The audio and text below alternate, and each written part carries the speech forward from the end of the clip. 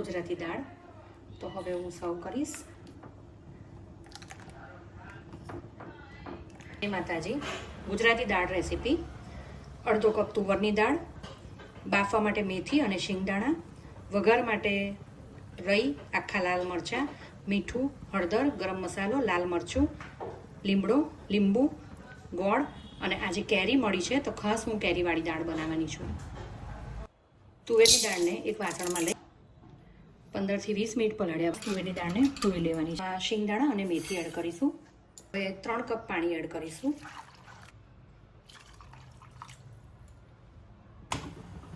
Cooker બંધ કરી અને 4 થી 5 વિસલ વગાડવાની રહેશે.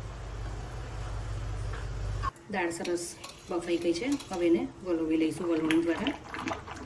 જે બેઝિક મસાલા મેં કાઢ્યા હતા એ બધા દાળમાં એડ કરી, ગોળ પણ એડ કરી દઈશું. 2 થી અઢી કોરી તેલ જશે. તેલ થાય એટલે એમાં વઘારના આખા લાલ મરચાં અને દહીં એડ કરી દઈશું. દહીં અને મરચાં થઈ જાય એટલે લીમડો એડ કરી અને દાળમાં આ વઘાર આપણે રેડી દઈશું. સાથે દાળમાં કેરી પણ હું એડ કરી દઈશ. લીંબુનો રસ.